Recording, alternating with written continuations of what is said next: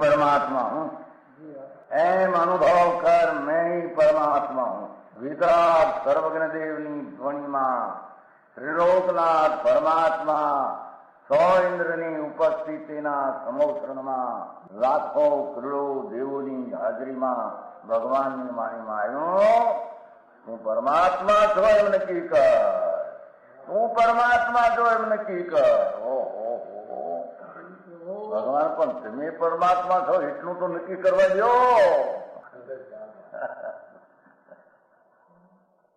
એ પરમાત્માને છે નક્કી ક્યારે થઈ છે કે તું પરમાત્મા છો એવો અનુભવ થઈએ ત્યારે પછી આ પરમાત્મા વ્યવહાર તમે નક્કી થશે. નિશ્ચય નક્કી થયા વિના વ્યવહારનું નક્કી થશે નહીં. હા હા હા.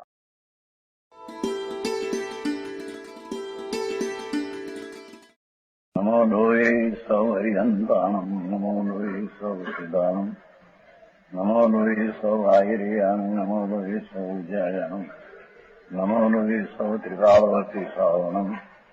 ઓમકાર બિંદુ સંયુક્ત નિત્યમ જાયંતિ યોગિના કામદમ મોક્ષદો છે ઓંકારાય નમો નમઃ. મંગળમ ભગવાન વીરો મંગળમ ગૌતમોર્મિ મંગળમ કુંકુંડાર્યો જૈન્દ્રમો સુમંગળમ નમઃ સમરિસારાય સ્વાનુભૂત્યા ચકાસ્તે સ્વભાવાય ભવાય સર્વા વિભાવ નિયુત નિરાકાર.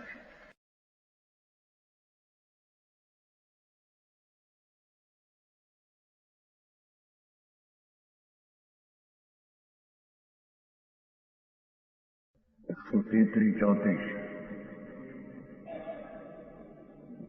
બસે પાસ કરવાનું છે. એવી જ રીતે એક જ કાળે ગતિ પરિણિતની વાત થઈ ગઈ. એક જ કાળે સ્થિતિ પરિણિત સમજ પૂજો બધા જીવને બધા પૂજવું. એક જ કાળે સ્થિતિ પરિણિત થાય, સ્થિરતાના પરિણિતને પામે. એનો સ્થિતિનો હેતુ પણ અધર્મને જણાવે છે. દ્રવ્ય જુદું પાડ્યું, બાકી તો અધર્મનો સ્થિરતાનો ગુણ જે છે એને નિમિત્ત કહેવાય છે. એ અધર્મને જણાવે છે. એ પરિણામ સ્થિરતા પામેલા જીવ પૂજ્યોને હેતુ અધર્મના પરિણામ છે. એને અધર્મ દર કીધું.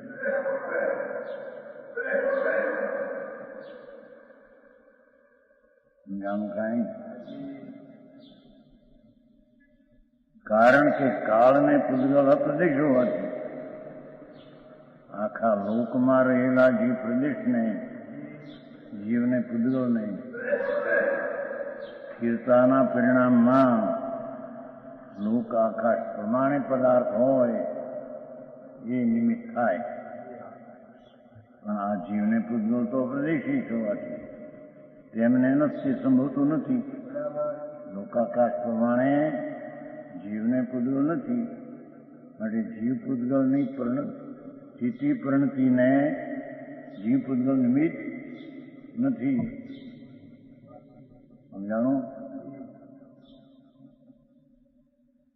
જીવ સમુદ્રાજ સિવાય અન્યત્ર લોકમાં સંજ્ઞાત્મા ભાગ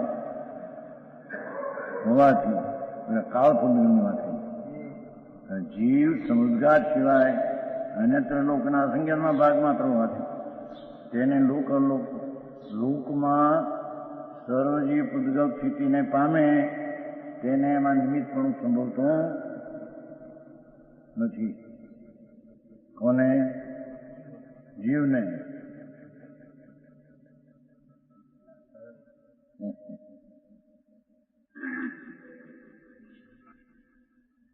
લોક અને અલોકની સીમા અચલિત હોવાથી આકાશને તે સંભવતું નથી.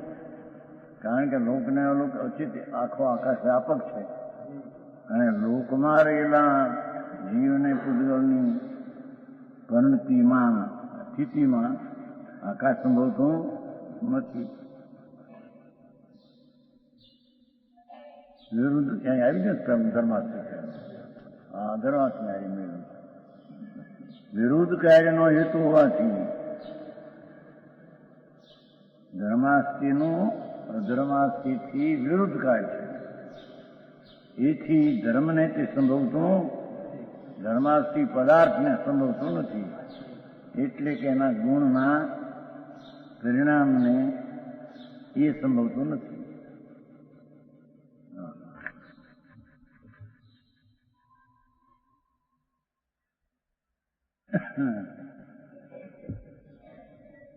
આવી જ રીતે એવી જ રીતે કાળ સિવાય બાકીના સમદ્રવ્યોને દરેક પર્યાયે સમય વૃત્તિનું હેતુપણું કાળને જણાવે છે. દરેક દ્રવ્યને બધા કાળ સિવાય દરેક પર્યાયે સમયવર્તીપણું દરેક પર્યાયે ને સમયવર્તી આ સમય પૂરતી સ્થિતિ છે એવું હેતુપણું કાળને જણાવે છે. કાળમાં એક સમયનું માપ એ કાળને જણાવે છે.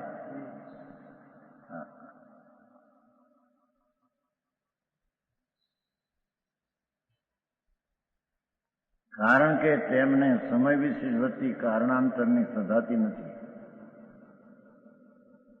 કેમ કે પ્રત્યેક પદાર્થને સમય વિશિષ્ટ પરિણતિ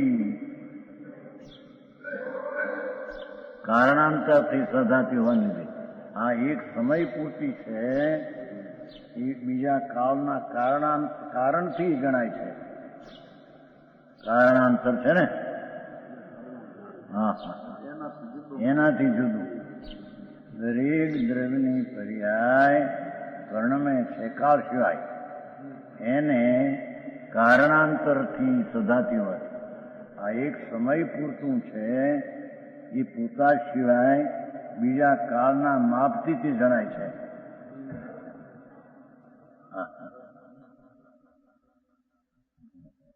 આ છ દ્રવ્યને જાણવાની વાત છે.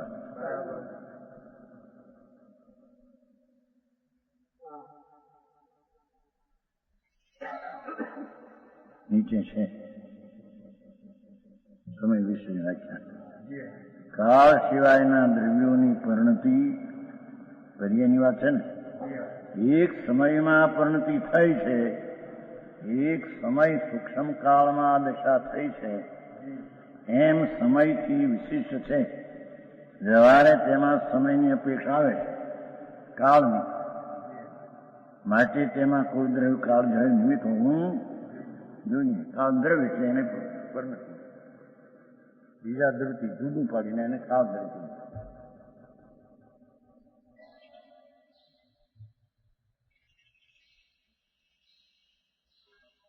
એવી જ રીતે છે ને કહું તેમને સમયથી ખાસ એવી પરિણતિ અન્ય કારણથી જ કાળના કારણથી થતી હોવાને લીધે સ્વતઃ તેમને તે સમય વતી હેતુ સંભવતું નથી. સમયનું કાળનું માપ તે કાળ સિવાય પાંચ દ્રવ્યની પરિણતિનું એક સમયનું માપ એના પોતાથી નથી. એ સમયનું માપ કાળથી છે.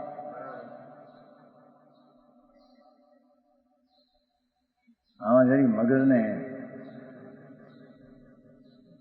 કેળવું પડે એવું છે. આમ સાધારણ રીતે જાણી જીવજીવને એકબીજાની ચીજનું નિમિત્તપણું કોનામાં છે અને તે પરિણતિનો પર્યાય સામરૂપ પ્રણમે કે ગતિરૂપ પ્રણમે કે પર્યાય રૂપે પ્રણમે એમાં નિમિત્ત કોણ છે એ દ્રવ્યને જણાવે છે અથવા એના ગુણના પરિણામને જણાવે છે. એવી જ રીતે ચૈતન્ય પરિણામ જીવને જણાવે છે. ખરેખર તો જીવ આખો આકાશ આ લોકમાં છે. એટલે જે જીવના લોકમાં રહેલા જીવ હજી એને સર્વવ્યાપક આકાશ નિમિત્ત ન હોઈ શકે એમ કે છે. એટલામાં હોય એ નિમિત્ત થઈ હોઈ શકે. ગતિ પરિણિત અને સ્થાન પરિણિત નિવાસ છે ને, અને પરિણતિની પર્યાય નથી. પતલી છે લોકના લોક એક સાત આખું છે આકાશ. એ આમાં ગતિ પરિણિત ન થાય, કારણ ગતિ પરિણિત જીવ તો જીવ લોકમાં જ છે.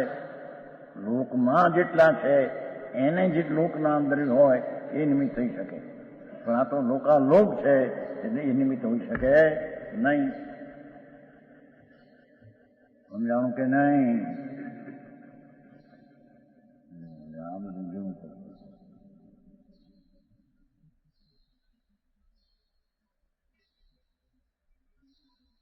હવે આ ચૈતનના પરિણામ જાણવા લાયકના છે ને. જીવને જણાવે. જાણવું દેખવું કાર્ય એ જીવને જણાવે છે.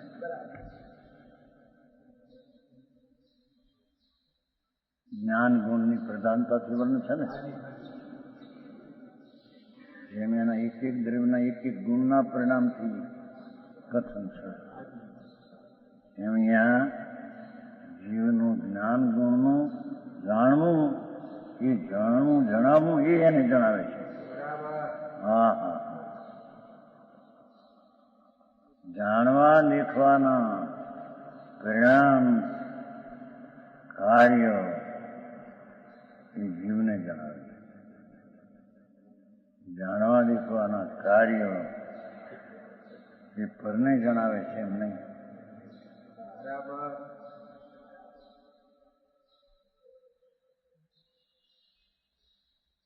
એવી જ રીતે ચૈતન્ય પરિણામ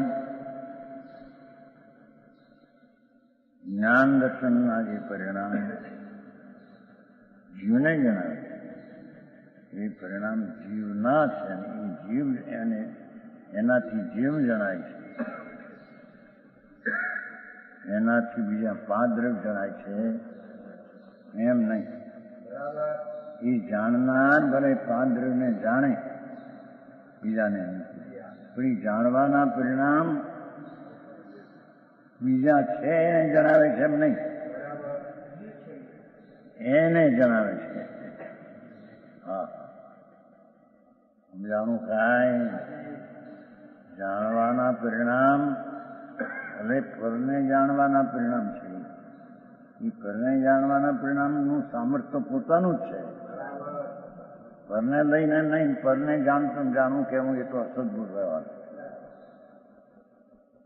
પણ જાણવાના પરિણામ બીજા દ્રવ્યો કે પોતે એના જે ચૈતનના પરિણામ એ જીવદ્રવ્યને જણાવે છે. એ પરિણામ જગતના લોકની અસ્થિ છે, માટે જાણવાના પરિણામ એને જણાવે છે એમ નથી. હા, સમજાય છે રાય?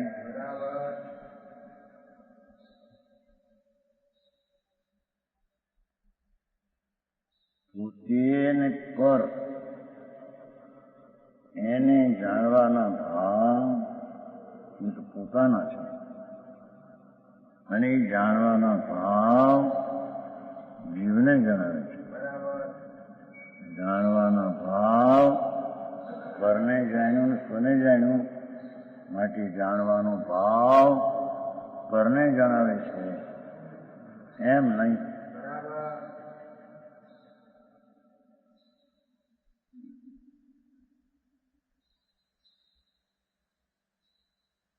સમજાય છે ને? આમાં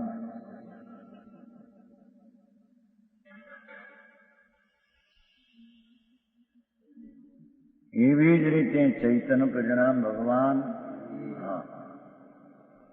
એના જે જાણવાના ભાવ એ જાણવાના પરિણામ જીવને જણાવે છે. એનામાં ભલે લોકાલોકને જાણવાના પરિણામ થાય કે સાધકમાં અમુકના જાણવાના પરિણામ થાય, એ પરિણામ જીવને જણાવે છે. હા હા હા, એ પરિણામમાં જીવને જાણવાનું અને પરને જાણવાનું આવ્યું. એ બેનું જાણવું એ જીવને જણાવે છે. સમજાણું કાંઈ?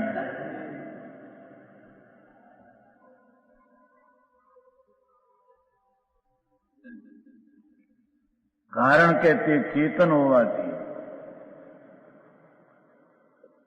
એ જાણનારો હોવાથી શેષ દ્રવ્યોને તે સંભવતું નથી. બીજા દ્રવ્યમાં એ જાણવાના પરિણામ સંભવતા નથી. ટૂંકી પણ વાત ઘણી ભેદ વિજ્ઞાનની કરે છે. સમજાણું કાંઈ? હે જાણ્યું એટલે કાર્ય તે આત્માનું છે. એ જાણ્યું પરને સ્વને માટે એનું કાર્ય પરને લઈને છે. સમજાવું કાંઈ?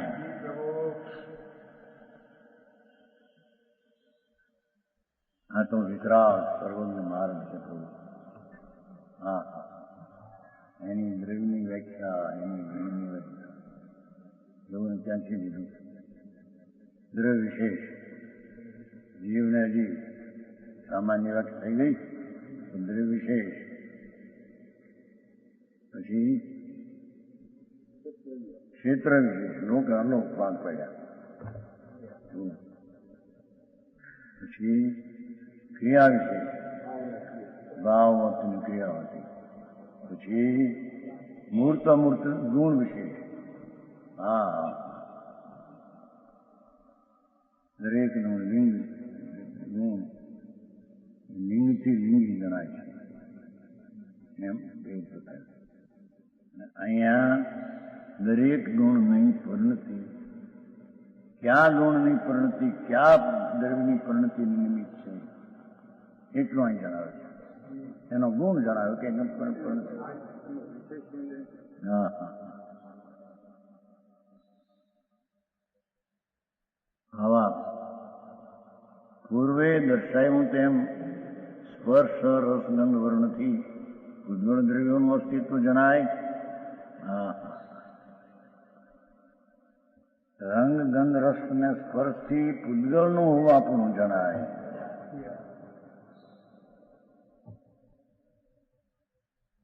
જાણ્યું જીવે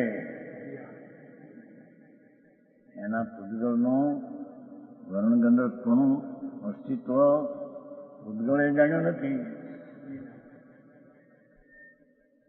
પણ જાણનારે એ વર્ણગંધ સ્પર્શના અસ્તિત્વથી પૂતગળનું અસ્તિત્વ છે એમ જણાય છે. હા હા, જાણનારને વર્ણગંધ સ્પર્શના હોવાથી પૂતગળનું હોવાપણું જણાય છે. સમજાણું કાંઈ? આમાં એકાગ્ર થાય તો જણીએમાં પકડાયું છે.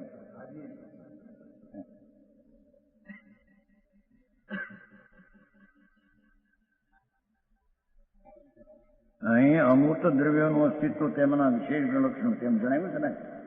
અમૂર્ત ગુણોના પદાર્થની વાત ચાલે છે. વિશેષ લક્ષણોથી પ્રગટ કરવામાં આવે. ચૈતન્ય પરિણામ લક્ષણ અનુભવમાં આવતું હોવાથી અનંત જીવ દ્રવ્યોનું અસ્તિત્વ જણાય છે. એ તો જીવ દ્રવ્યની હોવાપણું જણાવે છે. ચૈતનના પરિણામરૂપ લક્ષણો પર્યાયની વાત છે.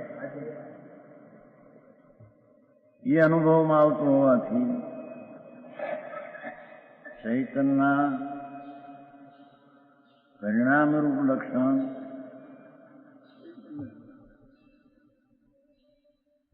અનુભવમાં આવતું હોવાથી અનંત જીવ દ્રવ્યોનું અસ્તિત્વ જણાય છે. જીવાદી સમદ્રવ્યો જેના નિમિત્તે અવકાશ પામે છે એવું કોઈ દ્રવ્ય હોવું જોઈએ કે દ્રવ્ય લોકાલોક વ્યાપી આકાશ છે તો એના અવગાહન ગુણના પરિણામ સમજાણું? પણ એના દ્રવ્ય તરીકે જુદું પાડવું છે બીજાથી.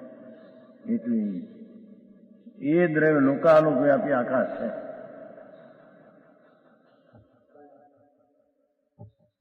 નિમિત્ત પામે એની વાત છે ને. નિમિત્ત થાય છે આકાશના અવગાહન ગુણના પરિણામ. પણ તેને દ્રવ્ય તરીકે કહીને આકાશ દ્રવ્ય એને નિમિત્ત કહેવામાં આવે.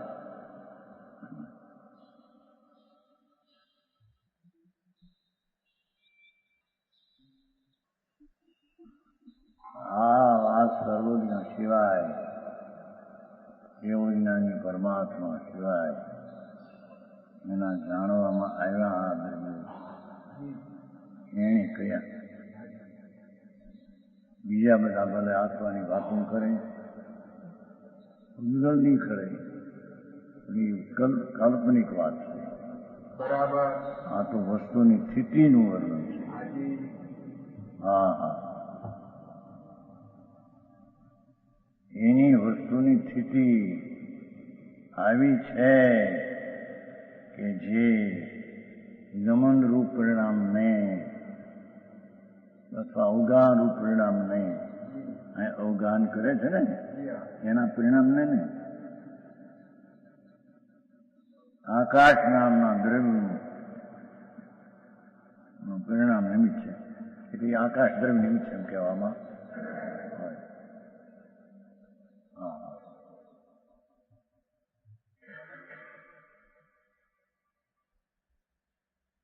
જીવ પદવો ગતિ કરતા જણાય છે. જીવને પદવો ગતિ કરતા જણાય છે.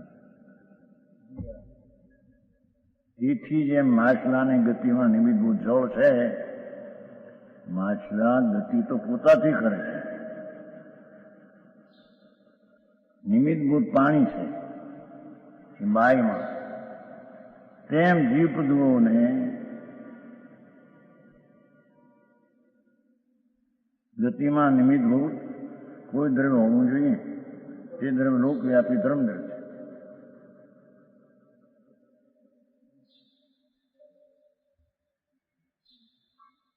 એનો ગુણના પરિણામ છે ને, બીજા ગુણના પરિણામ એને નિમિત્ત નથી. એથી એને દ્રવ્યને જ કહી દીધું. દ્રવ્ય જ નિમિત્ત છે પરિણામ.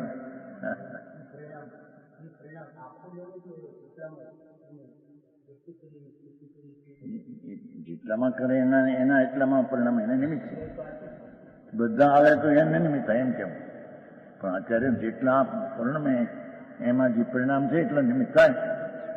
બાકી પરિણામની તાકાત આખા જો એ વખતે ગતિ પરિણતા હોય તો એને નિમિત્ત થવાની થાય.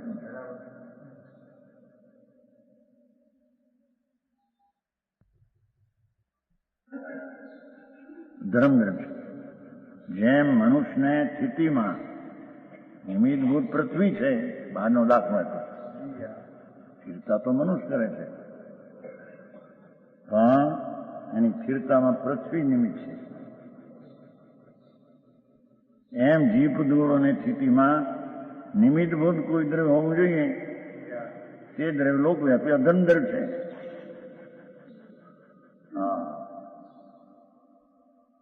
જ્યારે ઉપાદાનનું કાર્ય છે,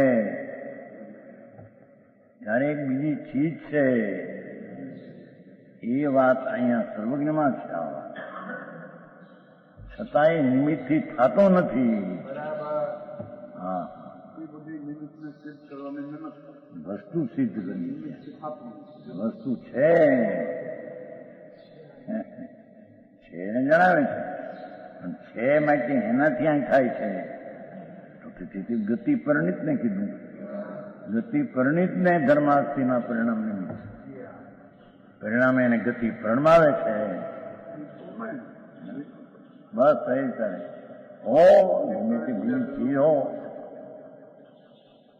જ્ઞાનનો સફર પ્રકાશનો સ્વભાવ છે.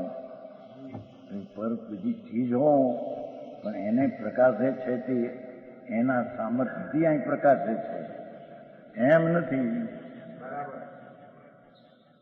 પોતાના સ્વભાવથી પ્રકાશ સામર્થ્ય પ્રકાશ. હા હા, એના વિના ન થાય એવું છે ને કે નથી કેવી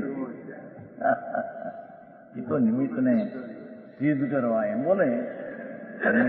કેદી નિમિત્ત નથી, કેદી ક્યારે ઉપાદાનના કાર્ય નથી અને ક્યારે એને નિમિત્ત નથી. હા,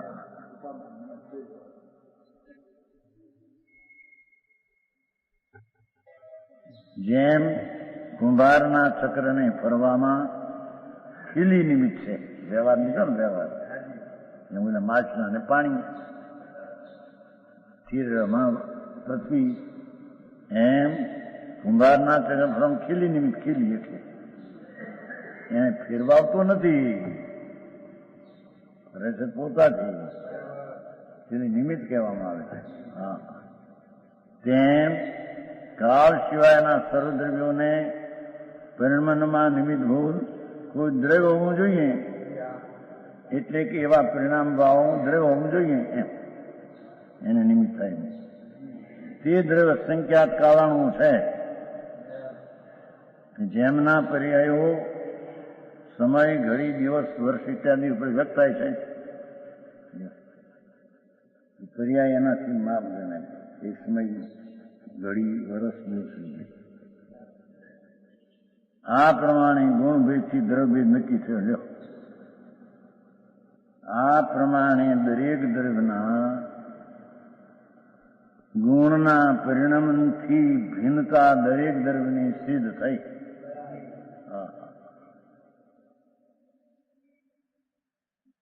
એવો ક્રમ લીધો. હવે પ્રદેશ અપ્રદેશની વ્યાખ્યા. દ્રવ્ય તો છે પણ બધા પ્રદેશિત છે કે બધા અપ્રદેશિત છે એમ નથી.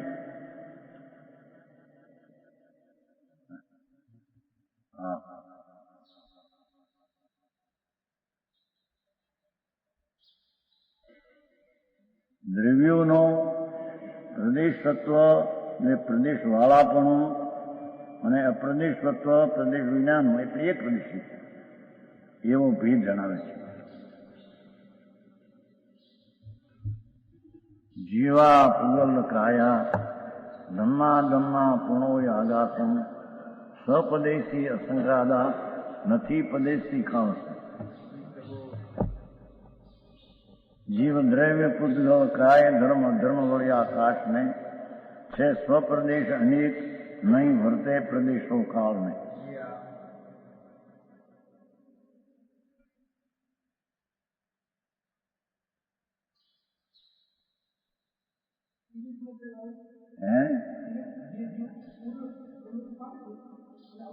હોય ને હોય ને કેમ પ્રશ્ન હોય તો આવું હોય એમ હોય ને આત્મા હોય હોય તો આવું હોય. એ તો આત્મા જાણે એને બધું જણેલું છે. એ મારામાં નથી, કઈ જાતના નથી, પછી એમાં આવી સામાન્યપણે. હા,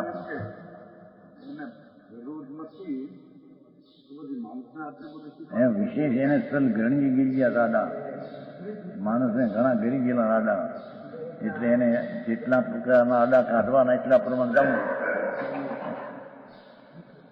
જાણે અત્યારે મત એટલા બધા વેદાંત વિશેષિક સાંખ્ય અસેતામત અને દિગંબર એનો કહો સમન્વય છે એના. એટલે એને જેવી વસ્તુની સ્થિતિ છે ભગવાને કઈ છે એવી એને જાણવી જોઈએ. ગીતામાં નથી કીધું પ્રયત્ન જાણો, ન કીધું યોગસારમાં જાણવા નહીં. એનો વખત બુદ્ધિપૂર્વક એને કેટલી હોય જાણવું. બીજું બધું જાણવામાં રોકાઈ કરતા આમાં રોકાય તો એમ તો એને બીજા કરતા ભિન્નતા વિતરાગ માર્ગની શું છે એ એના ખ્યાલમાં આવે, જેથી ક્યાંય એને સમન્વય કરવાનું મન ન થાય. આય હાચા આય હાચા. મોગની વાતો કરતા નથી આનંદ એ કે છે લખાણ એવું ક્યાંક આવે છે બધાને મોક્ષનું ઈચ્છા બધાને મોક્ષની છે એના રાહમાં ફેર છે બધો ફેર છે આ બંને એકે વાતો સાચી નથી સત્ય સિવાય દિગંબર સંત ધર્મ સર્વજ્ઞે કહેલો એ સિવાય બીજે ક્યાંય સતનો અંશ નથી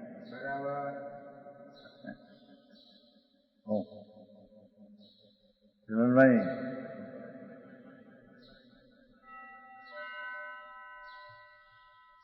એના બાપની એ દેવગુરુ ધર્મ પર એ તો શુદ્ધ છે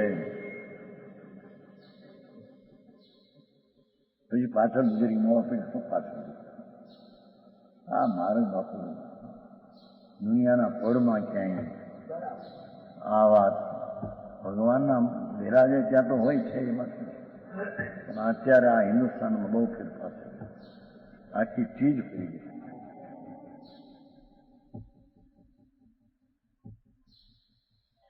યંશને આનંદનું ભાન થઈ ગયું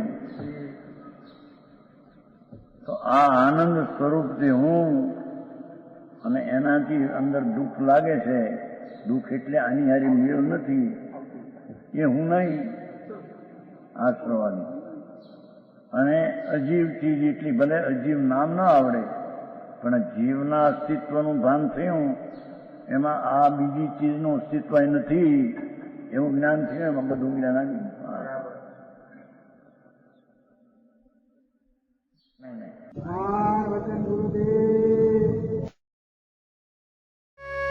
यह स्वर्णपुरी अति पावन है